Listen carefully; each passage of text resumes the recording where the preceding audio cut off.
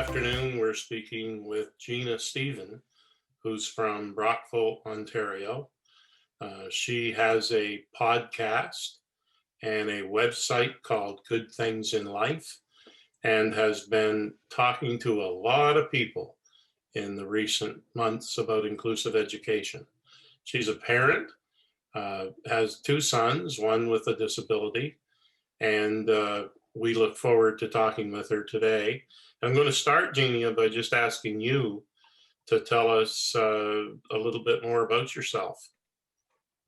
Sure. Thanks, Gordon. And excuse me, thank you for having me. So I, as you said, am a sister and a mom, and I had the great blessing of growing up in the community living and parent movement and learning from disability leaders and mentors throughout my life. So when my son was born 14 years ago, I started at a very, very different place than lots of parents. You know, one of the things that's been really disappointing and sad for me is that many of the people who I've supported, many of the parents I've connected to, both in the disability community and in my role as a midwife in Ontario, I've caught, over 1,000 babies and, connected with many, many families very early on in their journey. And one of the things that just has become,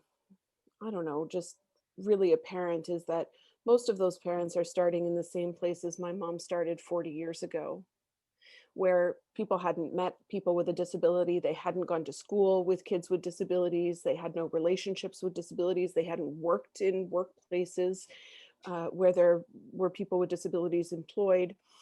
And so people are facing an awful lot of, sometimes grief, certainly shock, a ton of uncertainty. And when my mom found out that Kate had a disability, she had the good luck to be connected to another parent who was a little bit farther along in her journey. And that then, of course, bloomed into a broader network. And that's how we became connected with this really wonderful disability positive community. But now what happens for parents for the most part is that they get a diagnosis or the hint of a diagnosis, and then they Google it. And then what they get is a list of complications and deficits, treatment modalities, and probably some Facebook groups of parents of kids with that same diagnosis. And this also hasn't changed in the last 40 years. They're shunted through sort of the medical therapy system, and then often transition into education where there's that same medical therapy deficit focus. So I started Good Things in Life because I wanted to close the gap between my mom's experience and so many other parents, even today, and the experience that I had by bringing the voices and the ideas of disability thought leaders and mentors to a wider community. And to do that by meeting parents where they are, which is online these days. That's great. And that's why we're interested in your work. And I just want to introduce to you my two associates. I'm Gordon Porter, the Director of Inclusive Education Canada. And Diane Richler is with Inclusion International. She was a former Executive Vice President of the Canadian Association for Community Living, or what's now called Inclusion Canada, and works globally on inclusive education issues. And Jackie Specht is a professor at Western University in London, and she's the director of the Canadian Centre on Inclusive Education, working with academics all over the country. So what we like reaching out to people like yourself who brings the parental and the community perspective to this issue. And one of the things I'm interested in is what's been your experience with your own son in terms of inclusion in your community? Mm-hmm. Well, let me just start by saying that Diane and Jackie both exist within that community of people that I got to grow up with. So while we don't know each other intimately or well, certainly I'm familiar with both Diane and Jackie and the work that you've both done, and you, of course, as well, Gordon. So thank you for helping me to end up where I am. So, one of the things that has been really powerful for us is just starting from this place of never taking our son out of the heart of community. So because we had a sense of where we were, what kind of life we wanted, we had a very clear vision of a positive and typical life for him. We didn't, well, as I said, we didn't remove him from the heart of community, and we didn't have to then kind of backpedal later, which is so often a struggle that families face. So when my older son was ready to enter kindergarten, I interviewed all of the schools in the community, and I was really interviewing them for my younger son, trying to figure out, which school was going to be best. And I went to the French language school in our community, the French board. So this is not French immersion. This is the French board. Everything is in French, and my son, well, at the time he was too young to be verbal, but given his impairments, it was likely he wasn't going to speak verbally. So, I was concerned about language. I was concerned about, bilingual education. And I sat down with that principal and I said, I'm not too sure, like, is this realistic? That he would do well in a French school, and we don't speak French at home. We're going to be speaking English. And she said, well, Genia, it's only in the Western world that people speak one language. In the rest of the world, people speak all kinds of languages. They're required to function in life. And there are people with disabilities all over the world. So I can't imagine that your son would do any worse than they do. And I was embarrassed because of course that's true, right? Like, I just really had kind of uncovered some of my own embedded ableism and low expectations in that conversation. But I thought, okay, so this is the school this is the school. And so we started at that time when my older son went into kindergarten, we started having Will, my younger son, go to the daycare that was attached to the school. And at that point, he was so unwell and medically complicated that he could only go for 2 hours twice a week. That was as much as we could figure out for him.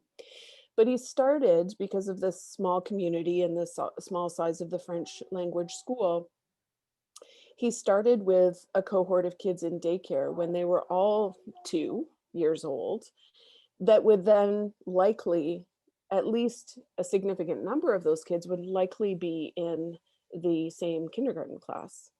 And because the daycare was adjacent to the school and they had interactions between the daycare and the school, and because he was so small and so cute, he was also not very intimidating, even though he was incredibly medically complex and technology dependent at the time.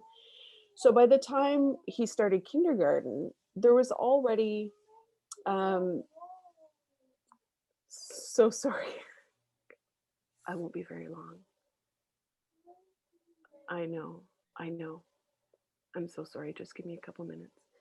My sister is joining me here, and she's been waiting for me to help her for quite some time. So she's running out of patience with me. So by the time he started kindergarten, there was already familiarity with him and positive regard. The school was fond of him. And so that really eased our transition. And as far as his peer group were concerned, the differences between Will and the rest of his peers were really not that noticeable compared to now when they're in grade 9, right? And so that really also, I think, helped both in setting the expectations for his educators, but also setting the expectations for the kids. They were already to some degree connected to each other very early on in age. So, there were several benefits to choosing that school, which I won't get into right now, but essentially he's been there all the way through. And that one of the benefits of that school is that it's junior kindergarten through high school graduation. So there's none of that dreaded transition from school to school along a student's path. And, we've had a lot of struggles over the years. It has not all been rosy by any means. We've had some really terrible things happen. We've had some really terrible conflicts and impasses with the school. But overall, the school has remained committed to his academic success and his social success. And we have met, so he's now in grade 9, and they've reached a point which has been a real growth over the years for the school team. We've reached a point in grade 9 where his teachers reached out to us and said, he's getting too much of this grade level stuff correct in order to keep him in a non-credit earning position. So we want to make sure that is it okay with you if we enter him into the grade level credit earning program? I mean, he'd always been in his class learning the curriculum, but we had to let go of assessments because they couldn't stop assessing him. And so I was like, all right, forget assessments right now. Just teach him. And I absolve you of responsibility for assessments. So anyway, in grade 9, they came back, they were like, no, he's just doing too well. So we want him in the credit earning courses. And they said, we're going to put him in the applied level. I said, well, why not the academic if he's doing this well? And they said, well, we just can't quite figure that out yet. I'm like, okay, well, we'll come back to it next semester. So now we're next semester, and hopefully we'll have that conversation soon. So how's his French? Must be good. It's excellent. So his French Better is than yours, or have you learned it along the way? No. In fact, I got so intimidated by the language pieces, I just stopped trying and depend on Google Translate. But Will is, he doesn't speak verbally, but he communicates using AAC in both French and English. And he's fully bilingual. Now, I'm sure his vocabulary in French is not as good as the kids whose parents speak French at home. I'm sure that there are aspects of his language development which are not at grade level. Just the amount of work he has to do just to be understood means that some other things he's not going to be working on at the same level. But certainly he functions fluently in both languages.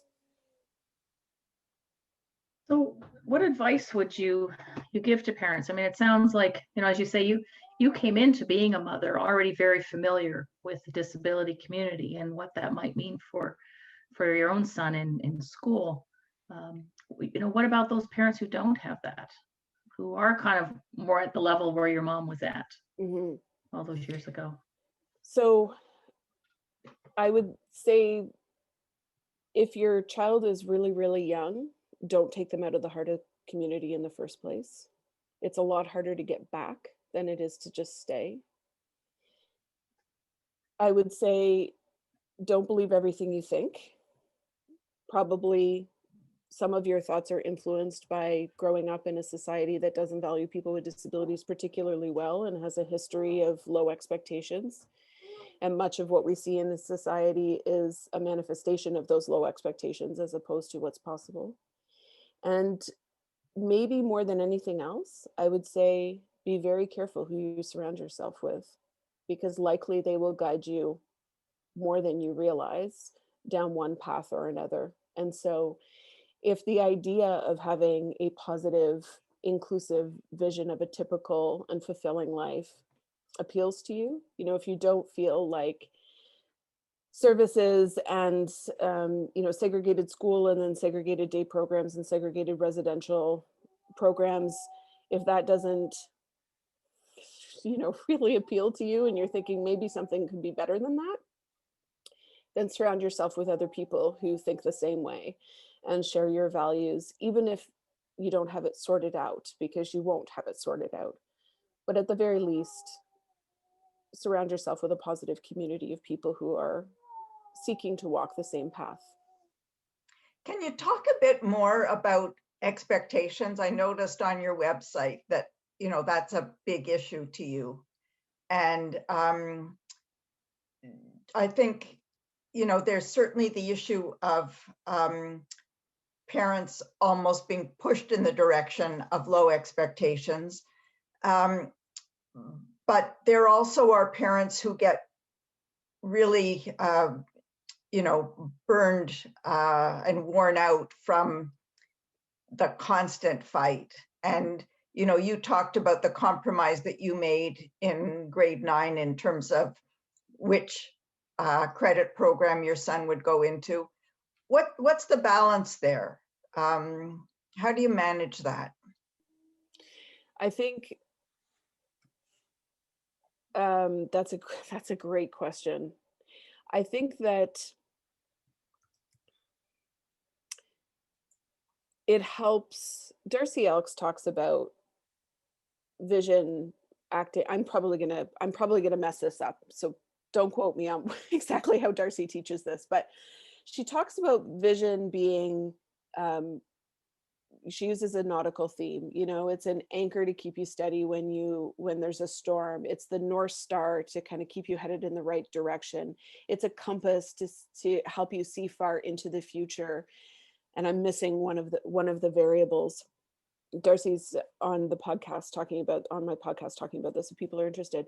So I think that keeping a hold of the big picture is a really helpful piece, and recognizing which mountains you're willing to die on and which you are not. So we can get caught, I think, sometimes in the disability community with what's right and what ought to be achievable or available, or what people ought to think or do.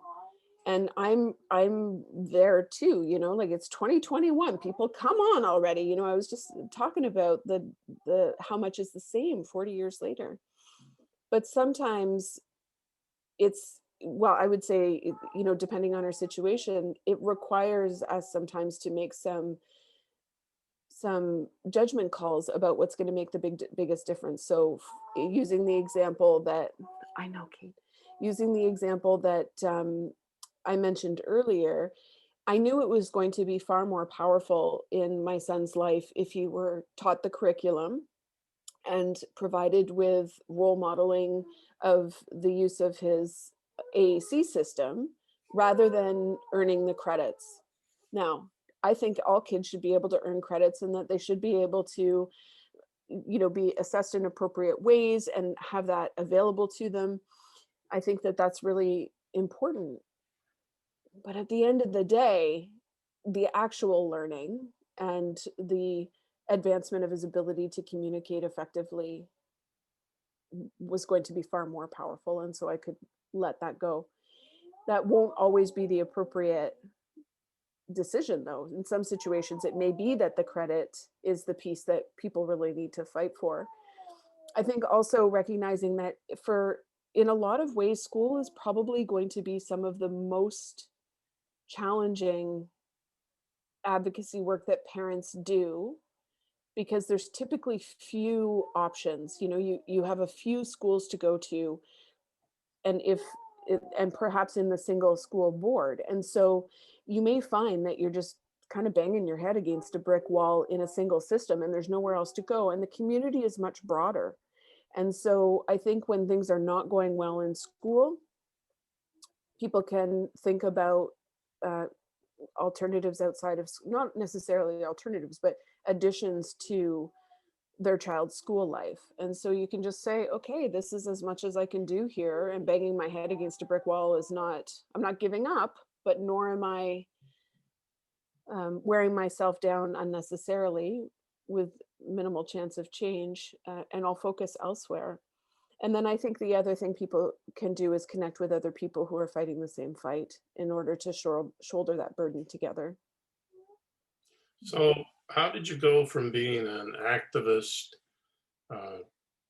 clearly motivated parent, to taking on the production of a podcast and a website and all the things you're doing to promote inclusion generally? Well, I mean, I was raised in the parent movement, and there's a call to action part of that culture.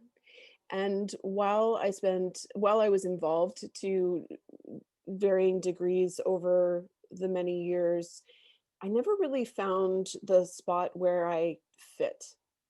There's aspects of, the community living movement that, don't totally, I don't know, like it wasn't my thing. My mom has been a board member for decades, and it's just wasn't where I felt like I had the biggest contribution to make. And I've been supporting, as I said, as a midwife, young families, and then having all of these conversations over the years with parents whose kids are graduating from high school and they're looking up and realizing that there's nothing, and they've done all the things. They've done all the therapies, all the interventions, all the things. And then they hear ideas about maybe coming at supporting their kids a little bit differently. And over again, parents would say, why didn't anybody tell me this 20 years ago? And so it felt like maybe the space that I could take up in the parent movement would be to create this alternative space where people maybe could hear these ideas earlier in their child's life and close the gap a little bit between my mom's experience for starting her parenting journey and mine. What's the response been? The response has been overwhelmingly positive, with the exception of defensiveness. So there's been some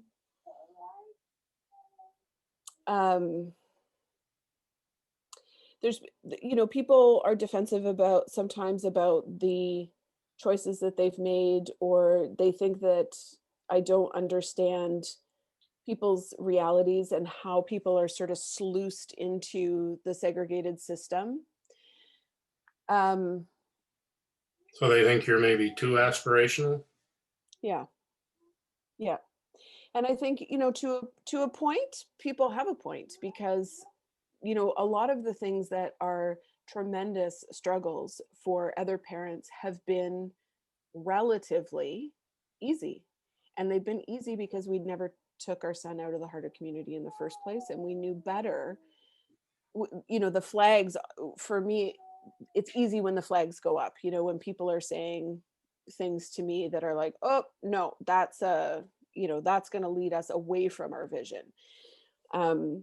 I mean, I'm not always right about it. Sometimes I miss the flags, but it's been not that hard not to get him the life that he wants. That's hard. But to avoid some of the pitfalls that other people then are struggling to climb out of. So that's kind of my hope, is that people will have the opportunity to access the voices and the ideas that can help people avoid directions that just make this harder. So I know you've talked about, the fact that there are still challenges in your community, but I think generally Brockville and the Brockville area have been recognized as one of the most progressive parts of Ontario. For those people who don't know the province, there have been some very strong leaders there. The community living movement has been strong and progressive. Can you talk a little bit about the elements of the community that you think have made some of that possible, and any lessons for elsewhere, not just for individual families, but for communities? Mm-hmm. Well, I think what's interesting about the Brockville area is that I don't know, Diane, you might actually have a better sense of this than I do. I can't remember when Doug Carton, for example, was the executive director, but it was Doug Carton, Beth French, and now Kimberly Gavin. Now, there's been incredibly strong leadership within the community living organization, but the community is... But there were boards who chose those people. For sure. Yeah.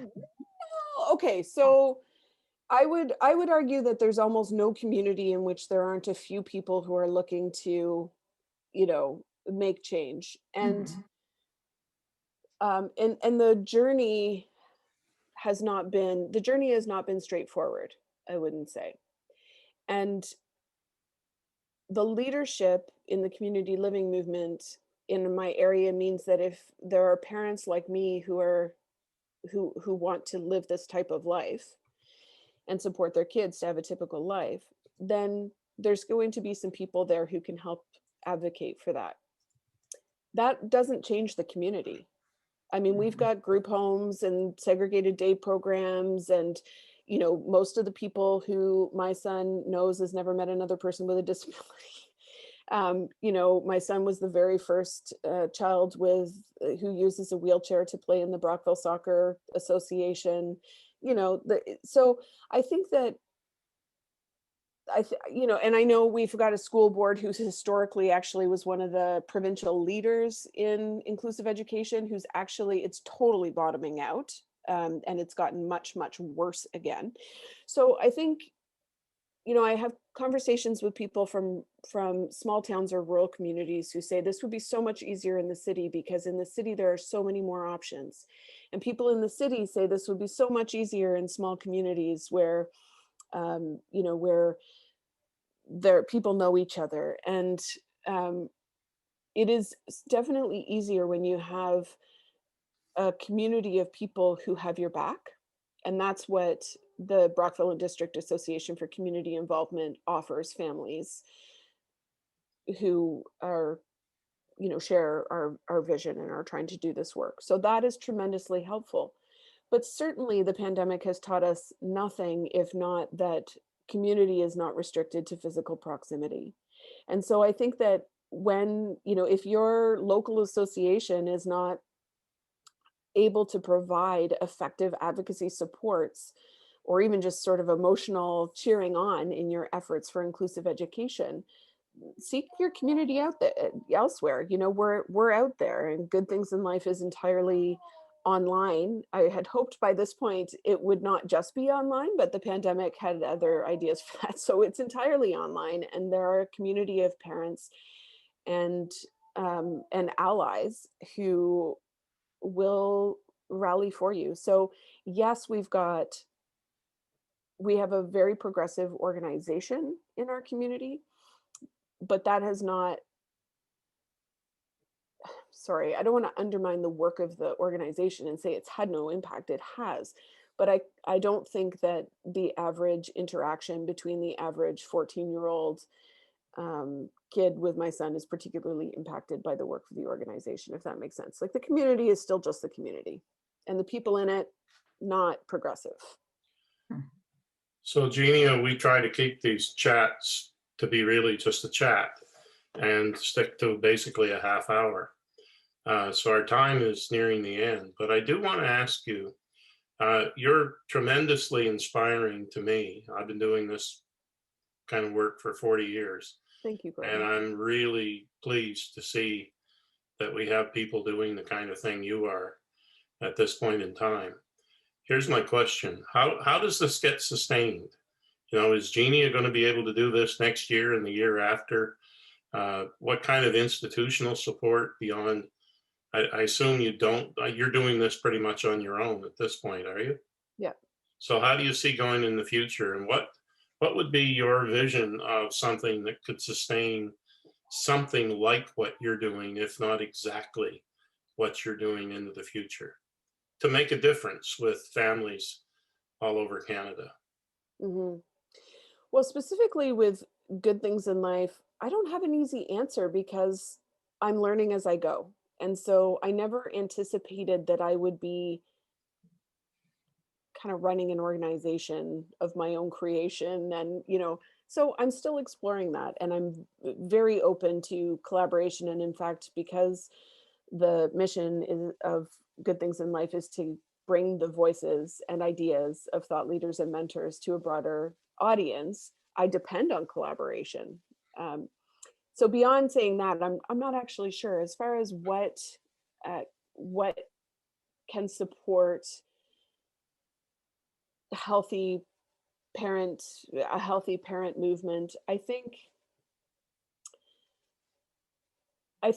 that the community living movement started with parents coming together and it's grown into something quite different, you know, as it's grown in strength and size. You know, it now is very different than it was decades ago. And one of the things that concerns me and that I worry about is the discussions about parent engagement that within organizations, when what I think I'm hearing is actually conversations about how to get parents engaged with the organization. And that's about really building, I think, alliances with the organization and connection with the organization. When I think the actual power of a sustainable parent movement is to be fostering connection and engagement between parents. Right, right. And so But you often, know, I I do think though that you have to put a lens in Canada beyond what happens in Ontario. I mean, the each province has a distinct way that community living organizations are arranged, whether they provide advocacy or slash services, or perhaps both. And what you're saying, I think, is different in different provinces. yeah, Not necessarily superior to what you're describing, but it is different. it is different. And it's not that there are no parent to parent connections happening within community living, that it is happening. I'm just saying in the overall, you're pointing out that community living looks different in different provinces, that some community living organizations at the local or provincial level might be offering services, some might not, different advocacy, some might not. But and that diversity lends, I think, actually to what I'm saying, which is if we're going to have a really healthy parent movement, then at least one of the things that community living organizations at various levels, whether it's local, provincial, or national, one of the things that should be on the list of things that matters is making sure that there are parent to parent connections that are fostered and supported, even if there's not a great thread or rope between those engagements and the organization. And then I believe that will then strengthen the organization as well. That's great. Diane, final question or maybe a comment?